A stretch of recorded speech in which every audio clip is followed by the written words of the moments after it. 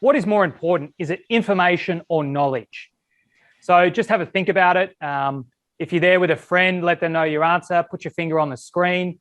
Whatever it is, just make a decision, information or knowledge. Knowledge is the answer.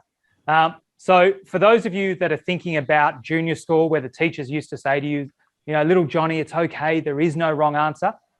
That's not true. There is always a wrong answer, and the wrong answer was information. So, you know, if we think about it, information is easy to come by.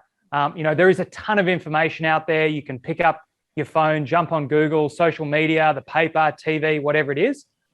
Knowledge, on the other hand, is an understanding either through experience or education. So that is, you know, it's not just information, it's knowledge in itself, in being able to understand that information, see what it means, and take action on that.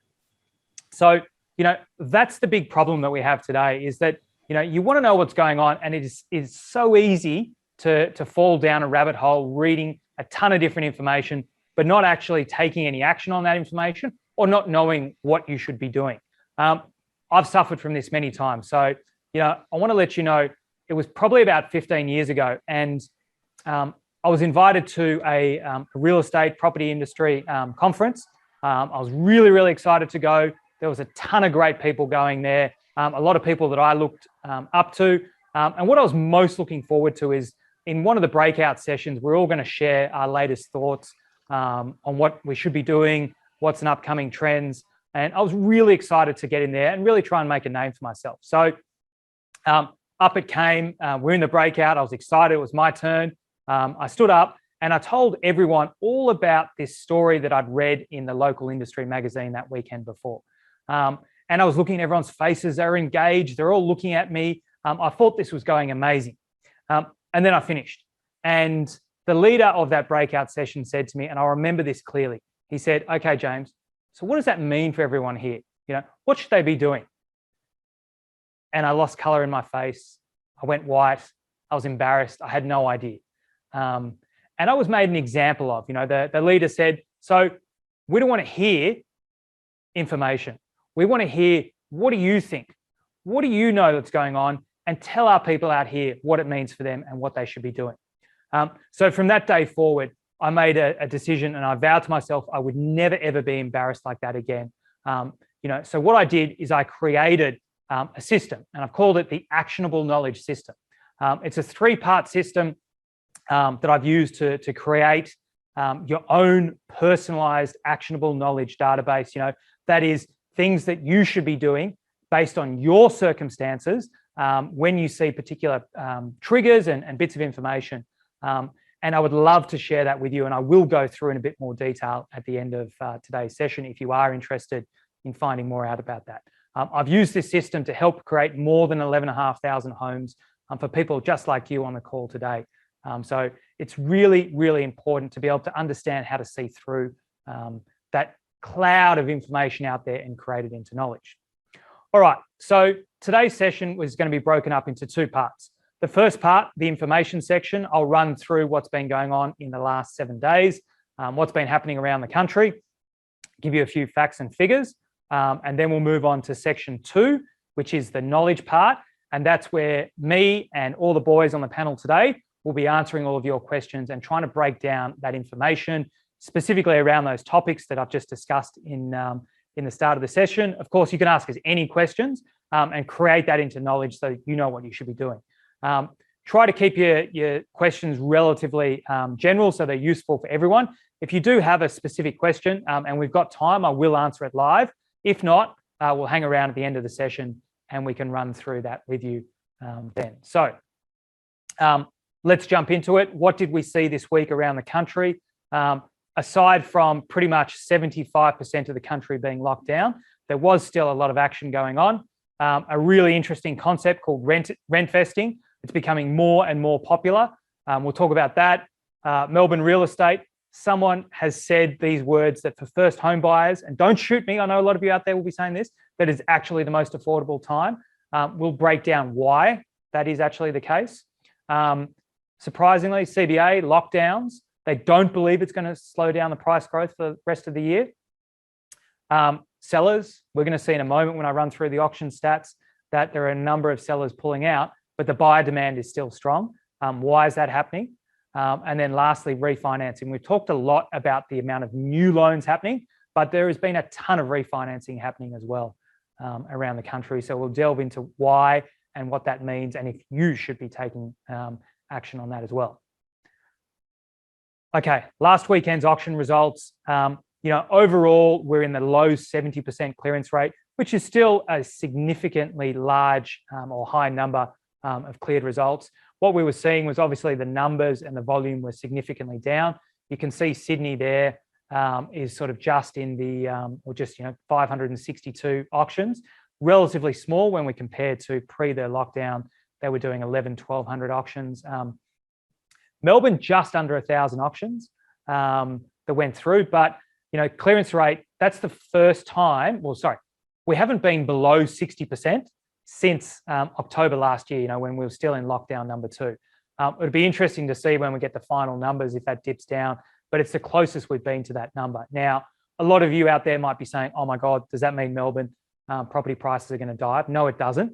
And I'll break that down for you. What we saw was that there were just over 30% of those auctions that were scheduled for last weekend were withdrawn prior. So they effectively become a no result, and that pushes that stat down. So don't worry about that too much. Why did it happen? Well, I think it's pretty clear that for most people, they know that we're in a boom time in the market at the moment. Prices are strong, clearance results are phenomenal at the moment.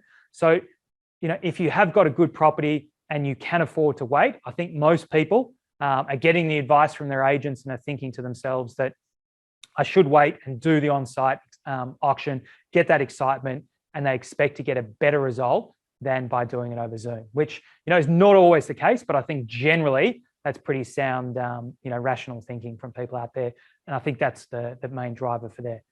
Again, in the face of that as well, we saw more than 50% of those results were all sold prior to auction. So that's where I think the people had confidence that they would get the result, and they were really happy with the number. So they took that pre-auction offer and just made the deal done. New South Wales, as I said, is running off much lower numbers than we're used to seeing, significantly down there. And I think that trend will continue until we start to see some of that lockdown come back a little bit. 61.6% of those were all sold prior. So anyone that's telling you that Zoom is the way to go and everyone is selling on Zoom, not quite true. I think definitely it is a viable option, but you can see just in those 2 major capital cities that are doing all of the auctions, 50% and 60% sold prior, and 30% pulled from Melbourne, obviously, as this lockdown got extended. Those people that have probably rolled over have gone and rolled again, and with the extension for a further 2 weeks, have probably rolled again through that. So be interesting to see what we see in the numbers coming through this weekend. All right, so let's change gear and now look forward looking. What do we expect to occur from a buyer demand point of view, as well as a renting point of view for those of you that are investors, or even if you are just taking your first step and getting into a rental property. This index, for those of you that are joining us for the first time, is produced by realestate.com. They are the largest real estate portal in Australia. And this really takes all of that information they get from all of us on their website and tries to put it into a bit of an index. And what they do is they try to map out, compared to a baseline of the average demand that they saw in 2019, how it's gone since then.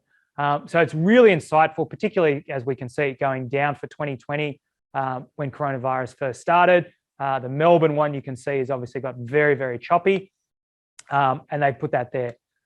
Probably what we've seen, it's been relatively steady. So if we look at the national level first, you can see the big spike here was in, circa Feb this year. Obviously, all of the states were out of lockdown. I think most of us at the time probably thought coronavirus was a thing of the past. And really, that's where we saw a strong demand. And it's that time of buyers on their website that probably has translated through to the sales we've seen over the last 3 to 6 months. It's been relatively steady, albeit at a very elevated position compared to where we were last year, and then obviously compared to 2019 average. I think the reason perhaps it's steady, and we may actually see it dip a little bit, is, as I said, there's a number of sellers perhaps not listing now or pulling their properties and waiting until they get a bit of clear air, which means, in simple terms, if there's less listings, there's less people that can be on there and taking those actions that they believe will drive to an eventual buyer. At our local level here in Victoria, as always, it was relatively choppy compared to the national demand. We did see demand drop off a little bit last week. I think it was about 0.6%, which is what you're seeing with this drop coming down here. Still, significantly up on where it was last year and 2019. Albeit I think these lockdowns are sort of, getting people up, down, and changing around, which is why you've seen it sort of flat, but going up and down. That was obviously lockdown number 2, lockdown 3, 4, 5, 6, 7, 8, 9, 10, however many we get to before we're finally done with the coronavirus. Okay, so rental, very much the same graphs we've got here, but this is measuring those people that are on realestate.com's website looking at rental listings. So if you're an investor, this will be interesting for you. If you're looking at renting your first property as well, or a new property, this will also give you some insight. Perhaps not as useful as the buy index, as it tends to involve a lot more tire kickers out there, and perhaps isn't such a big commitment. So it doesn't always translate to the same results, what we see in this index versus what we're seeing on the ground. If we have a look at the national level, you can see it's been pretty flat, other than that big jump that we had just as we came out of Christmas period. It's been pretty flat across the year. And I think that's to be expected. It's obviously up on what we saw in 2019, but we talk about it a lot. There is a significantly smaller pool of people looking to rent, with the international students gone, major events gone, just the normal travel gone. Obviously, short-term accommodation is a thing of the past at the moment. So it's sort of to be expected. Those things will normalise and we'll start to see that change. What we probably are seeing from this is that the rapid price declines that we saw all through 2020 have probably stabilised, but we definitely aren't seeing any growth in rental prices just yet. But I think we're really at a good base prime to grow as we go through. At the local level, pretty similar story, a little bit more choppy. Again, that probably is driven by lockdown 2, 3, 4, 5, 6, 7, 8. As I said, as it goes on and on, we'll see that move up and down. I think once that, we get that behind us, again, like I said, with the buy index, I expect to see that push very strongly forward. Okay, so that is the intro wrap. Who am I? For those of you that didn't hear at the start, my name is James Maitland. I'm the General Manager here at Salvo, and I've helped create more than 11,500 homes for people just like you on the line today. If you've just joined us, yes, I'm a little bit casual. I've adopted the work from home strategy. I didn't shave this morning, and I'm just in a jumper. So I thought I'd make you feel a little bit more comfortable if you are just in your pajamas, like both my daughters that don't bother changing out of their pajamas. They just throw their school jumper on. I thought I'd make you feel a bit more comfortable. Joining us on the panel today, we're lucky to have Greg Arbeck, Jack Gian, and Lucas Karras. These guys will be answering all of your questions as we now move into the second section of today's presentation. A little bit of simple housekeeping for those of you that haven't done this before. Really, really simple. If you're live with us on Zoom, it is interactive and you can ask all your questions. Jump in the Q&A, raise your hand, whatever you prefer. If you're on Facebook, feel free to make a comment. We won't be able to answer you live, but we will go through those questions and answer those for you at the end of today's session. Of course, if you are on Facebook and you want to get involved next week, then join us via Zoom and it will be interactive and live for you. Okay, so that's it. That was the wrap. That was what I called the information section. We're now moving into the knowledge section, where we'll take on board everything that's been going on in the last week and really try and break that down for you, answer all your questions around those topics. So I want to start off the top of the bat. I know I said it. I know a lot of you would have been throwing some hate out there or some questions or concerns when I said, if you're a first home buyer, this is one of the most affordable times to buy a home. Can someone explain why that comment was made and exactly what it means, and why perhaps, with a cooler head, for those of you that are a bit upset about it, you can understand why people are saying that for first home buyers? James, even though we've had record pricing, so we know that everybody goes, prices are absolutely gone through the roof. when you take into account other factors, primarily low interest rates, government incentives, all these different things, but primarily low interest rates, the affordability, even though a house is costing more, the repayment that you need to make to afford that house is the lowest it's been of all time because of the low interest rates. So in terms of affordability, in inverted commas, this is the best time we've ever seen in Australia. So Greg, I guess that's still caveated by the fact you've got to have the deposit, but if you do, then the ongoing repayments and the costs of owning that home are more affordable than they've ever been. Absolutely. So if you can get that deposit together, speak to your parents, there's various mechanisms of being able for you to do this. Now is the time, it's the most affordable time because of the interest rates and stuff like that to be able to get into the property market. You've got to do it. You've got to get into it. Okay. So I've seen a few questions popping up while I was running through the intro about what is rent vesting. I said we'd run through it. So, it's probably a good segue here for all of you that have been asking you questions. Greg just explained that the costs of owning a home are more affordable than they've ever been because of these low interest rates. But obviously you need that deposit. We've been telling all of you for the last 12 months, now is the time, get in, don't wait, because prices are not coming back. They're continuing to go up. So rent vesting is an option for most of you that are my age or older, even a little bit younger. All you would have ever known is save money, don't squander money, and go and buy yourself your home that you live in. For those of you that are a bit younger, you obviously might be saying, well, I can't afford a home where I want to live, or, that's not going to be the lifestyle that I want to live. So this is an option that's come up. Can someone explain, what exactly is rent vesting? Why is it so popular? Sure, James. Look, experts are saying that enter the property ladder by buying an investment property that you can afford, even if you don't want to live there. So you buy the investment property and then you rent at your desired area. So this gives young people the chance to enter the property market while not sacrificing their lifestyle. So is that sort of, just to try and make that simple for everyone, you're saying perhaps the place that you might want to buy to live in might be $2 million, which means if you wanted a 20% deposit, you need $400,000 saved up. And that might be unaffordable for you. But rather than sit on the sidelines doing nothing, continue to rent that property and go and buy an investment property like an apartment that might only be $500,000.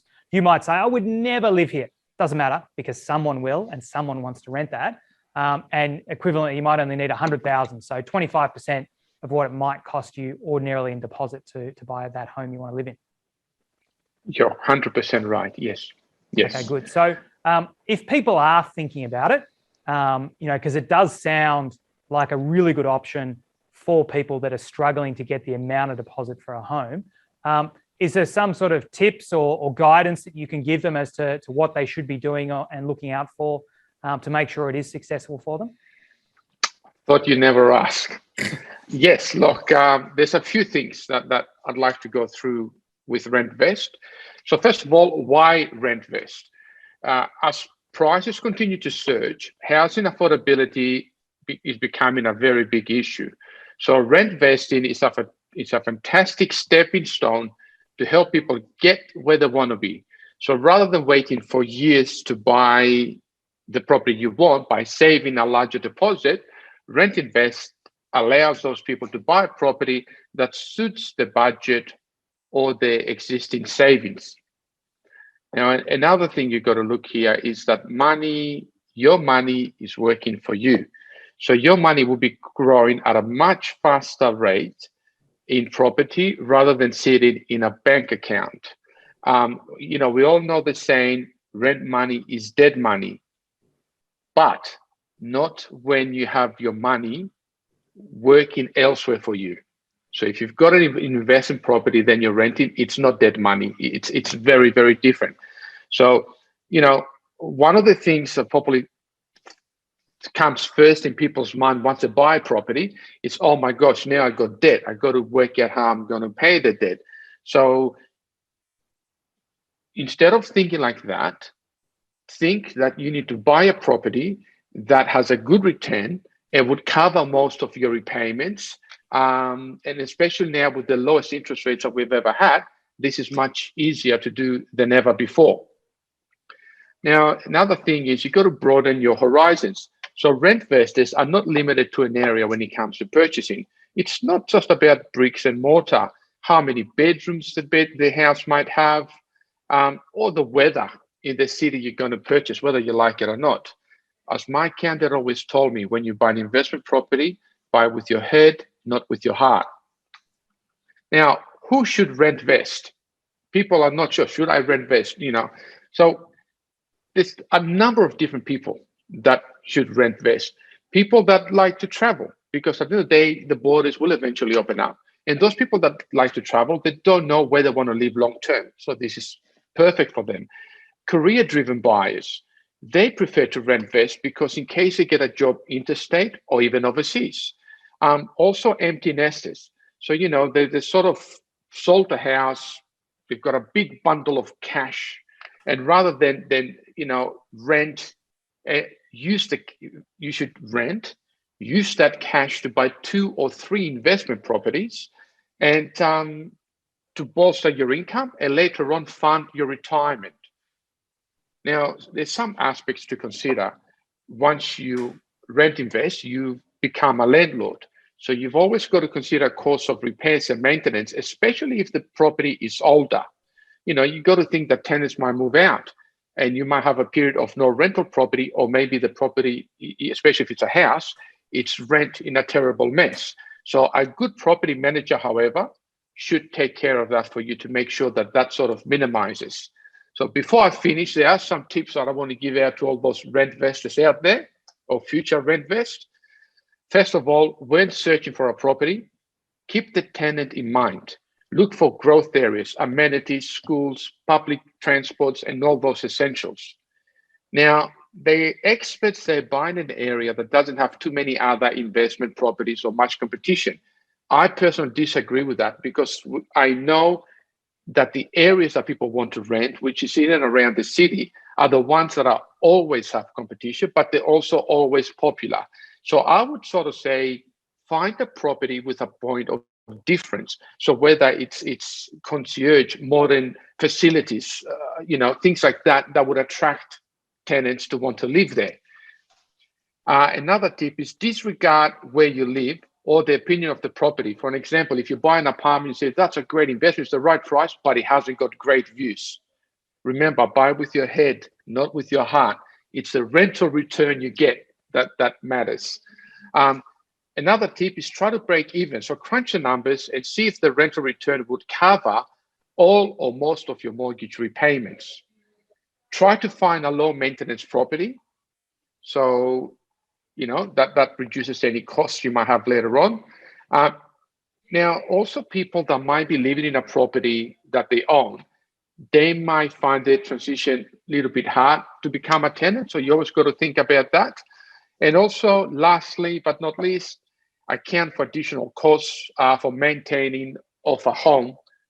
That's your responsibility now of being a landlord. So if you buy an old property, there's huge possibilities that there's always things you need to repair. So buying a new apartment is always sort of top of the list when it comes to rent vest, because it sort of eliminates most of those problems.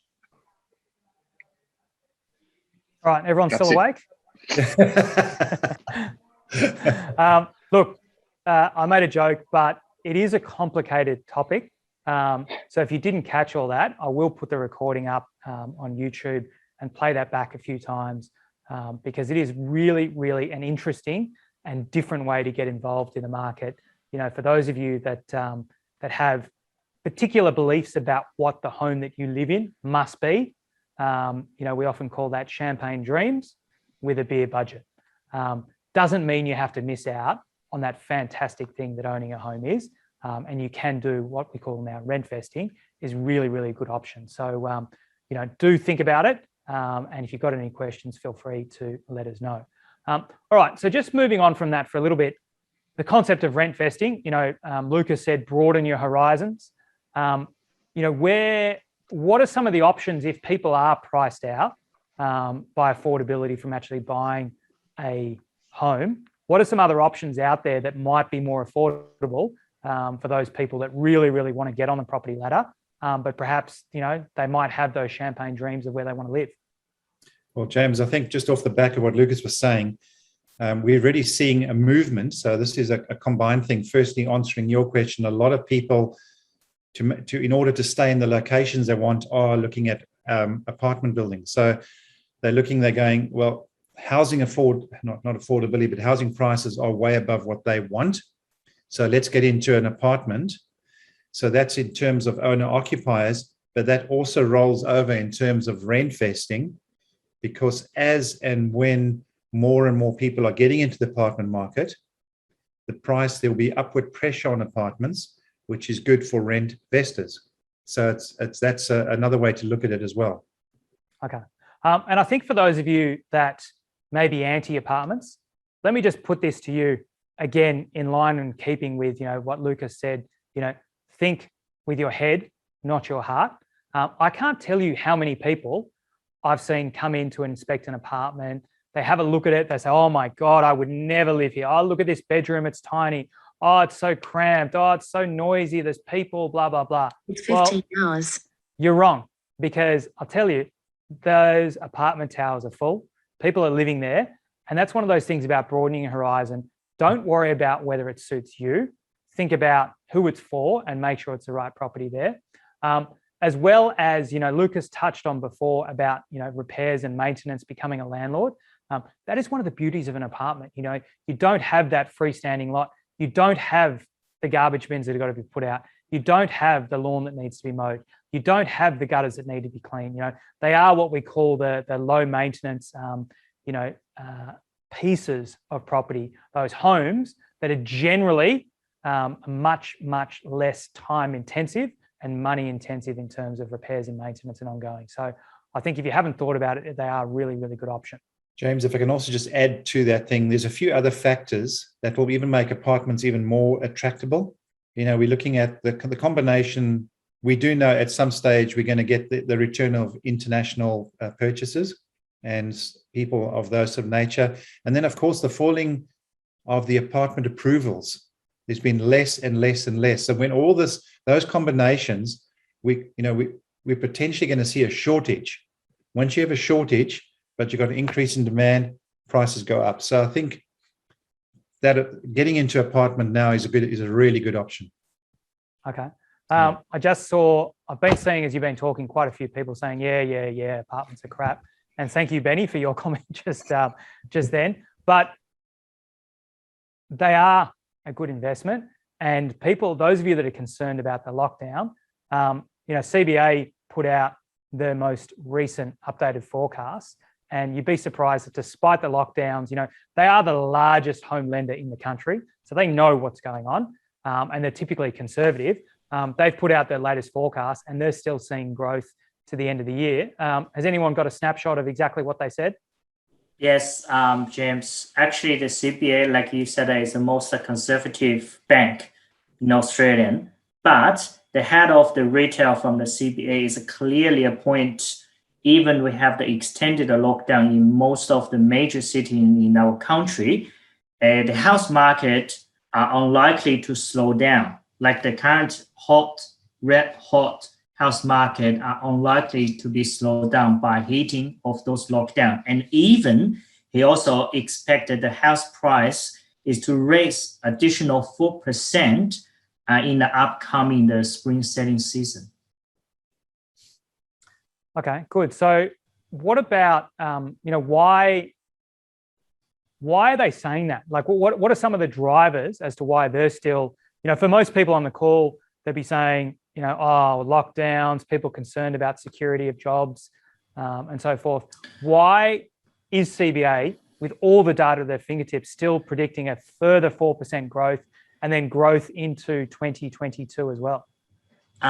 Yes, I think as a CBA, I think it's the largest bank in the country. They base on the information. For example, And currently, there's still very good clearance rate in the major city like Sydney and Melbourne. Even we have a lockdown, even we have the very restricted rule for the auction, for the inspection, but they were still saying like it's a huge demand for the purchaser of the property, because based on the not only the clearance rate and also the bank, they have the data of showing the huge number of the people putting the interest to getting the mortgage pre-approval, just ready to buy. And this is kind of the indicator from the bank. They have a huge confidence to say, okay, there's such huge demand for the people to purchasing, to buying.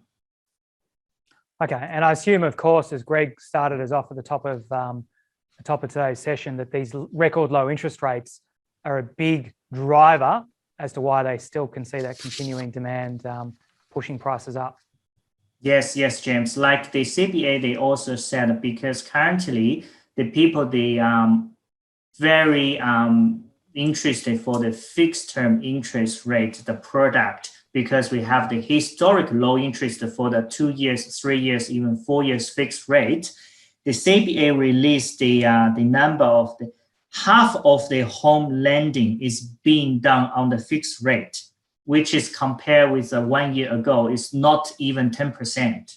So we can say the people, the urgent, the willing to go to get the cheap mortgage, just take advantage of the historic low interest. Okay. So what about though, we talk about these low interest rates, getting a fixed rate is a great option and locking in. But, for some of the people on the line that perhaps are really looking to push themselves beyond, their comfort zone and borrow more and more and more, and are concerned about when things change, how are the banks viewing this? And, are we just heading for a big, issue? Are we just pushing this down the road? Is there going to become a crunch where people can't afford these mortgages as these rates, roll off the fixed rates and slowly start to go back up again? No, I think this bank is always smarter than us. They always have the backup.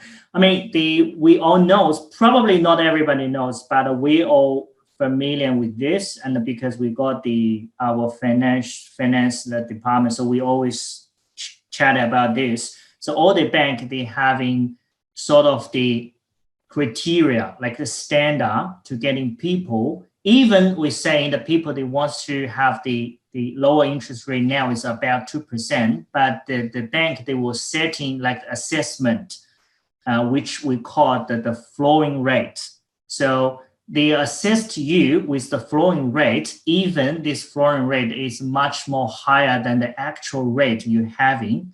Is obviously most of the bank is setting the floating rate is about 5%.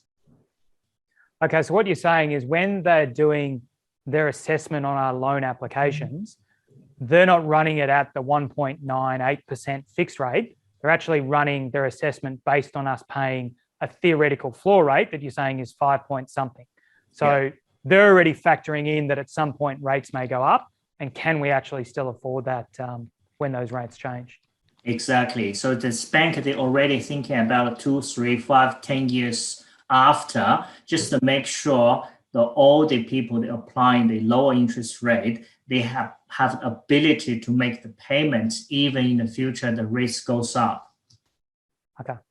All right. So we've talked a lot about new lending. We're obviously, as it's quite a key source of buyers, and I know most of the people on the line are first home buyers, and we've focused a lot over the last few months on there.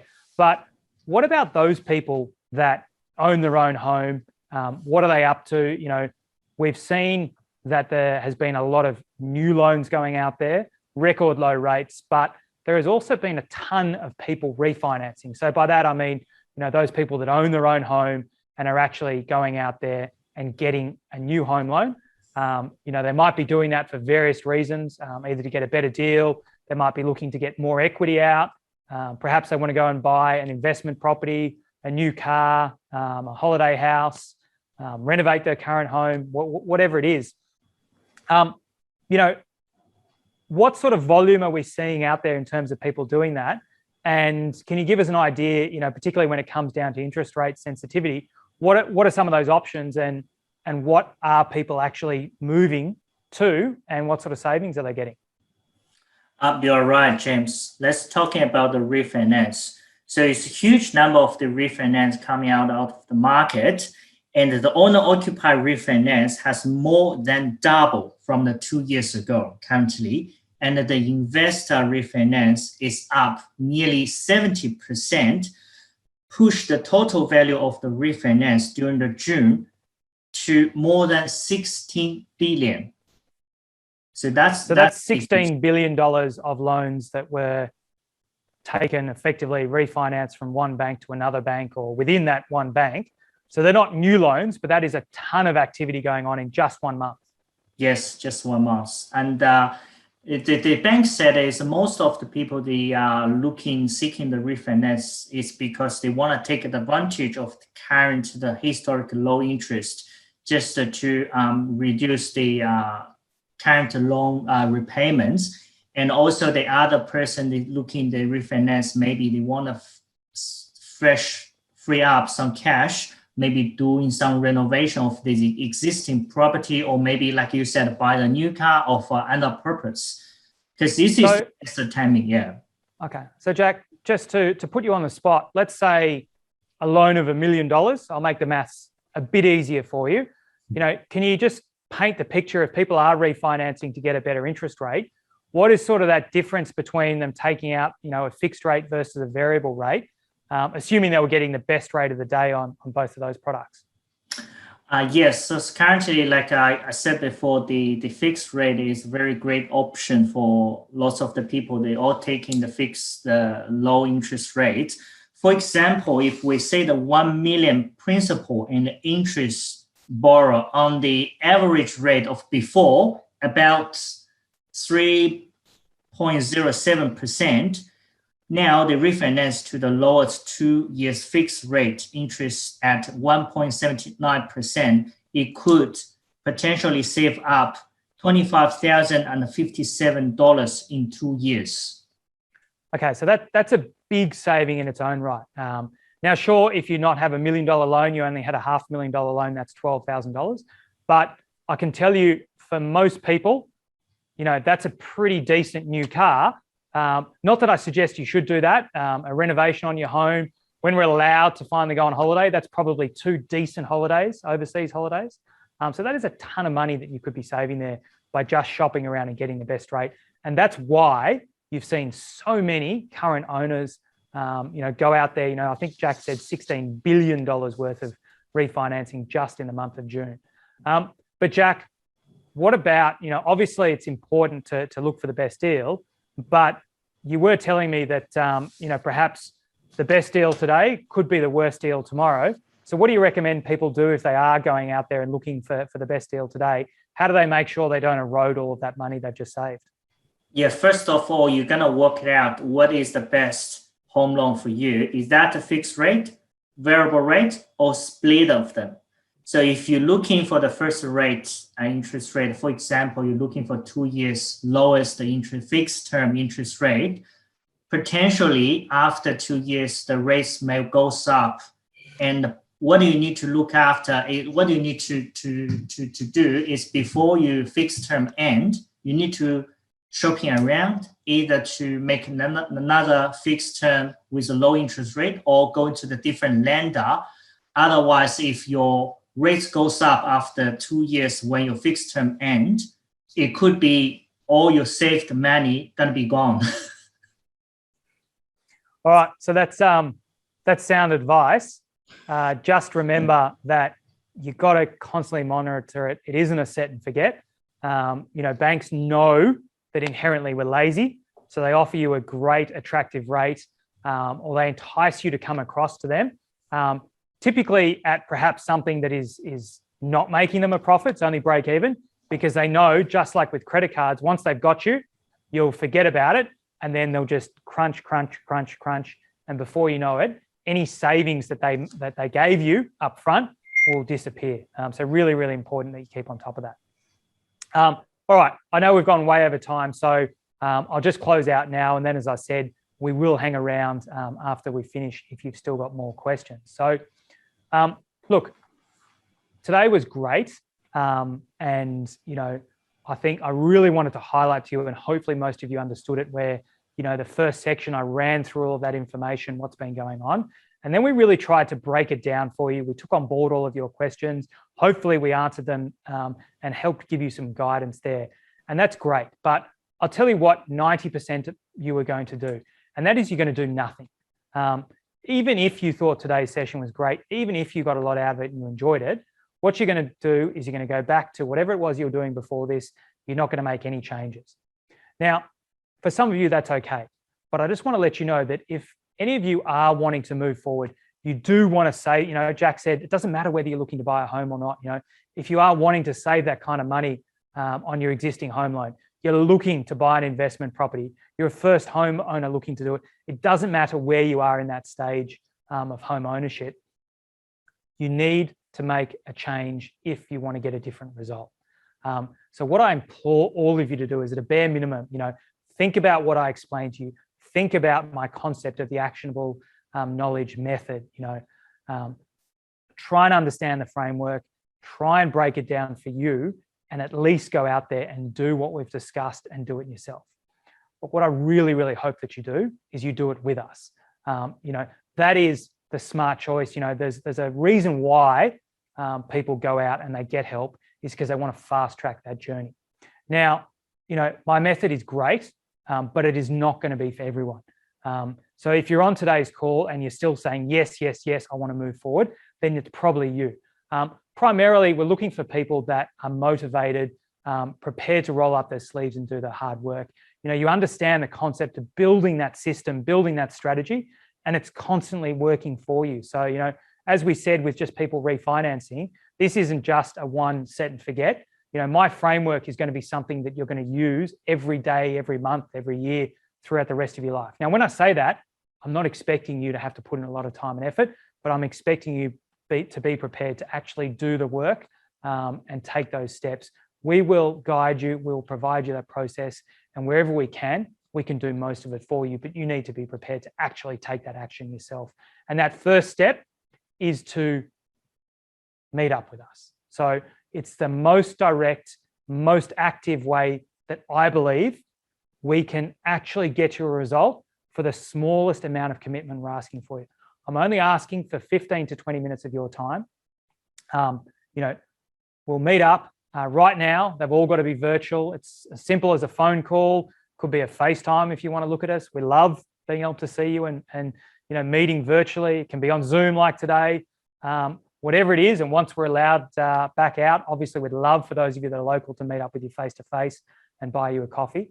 But it's really, really simple. We just want to understand a little bit more about you, make sure you're the right fit for us, run through where you're at the moment, where you are on that ladder. So like I said before, this isn't just for first home buyers. It's not just for people that are looking at buying an investment property. It's still going to work for you, even if you own multiple properties, because it is a framework for every stage of that journey. And it doesn't matter where you are, it will work for you. I can guarantee you that. So what I want you to do is jump on, book one of these sessions. They will fill up fast, but it is the best thing you can possibly do for the smallest amount of time commitment. How do you do it? There should be a link in the chat. Jump on that if you're on Zoom.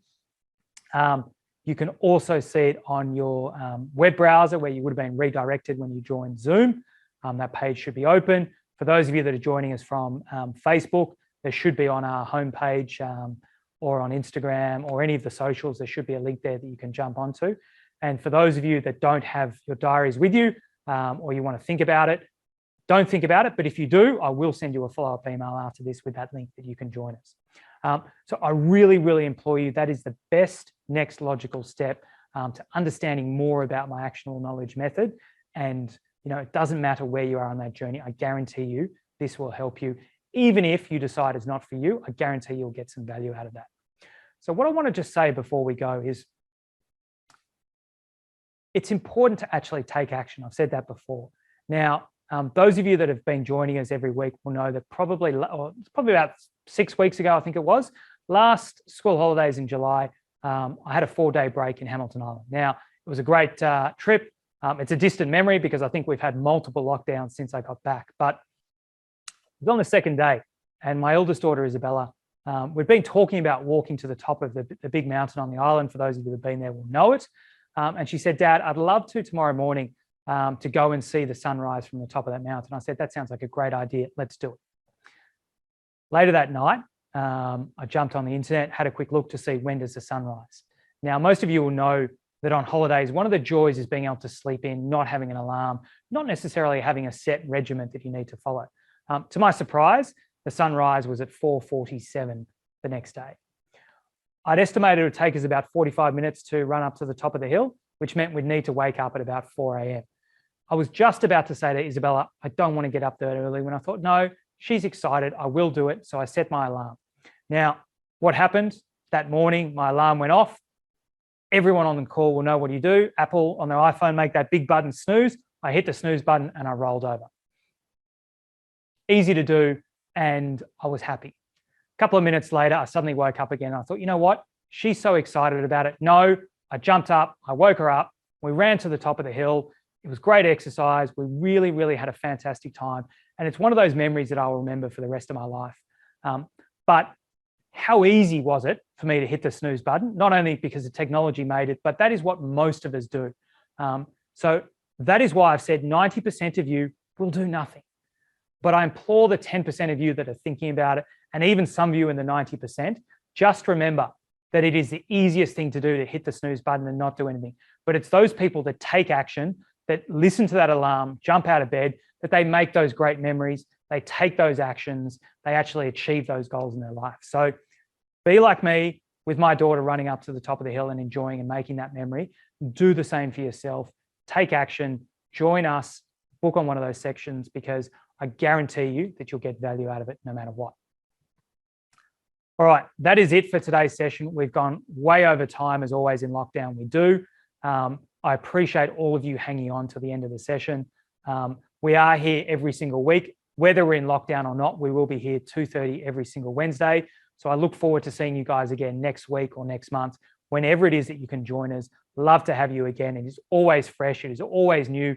Those of you that asked your questions and got involved, especially thank you very much. You are what makes these sessions great. So from me, Greg, Jack, and Lucas, thank you very much for joining us, and we look forward to seeing you again next week.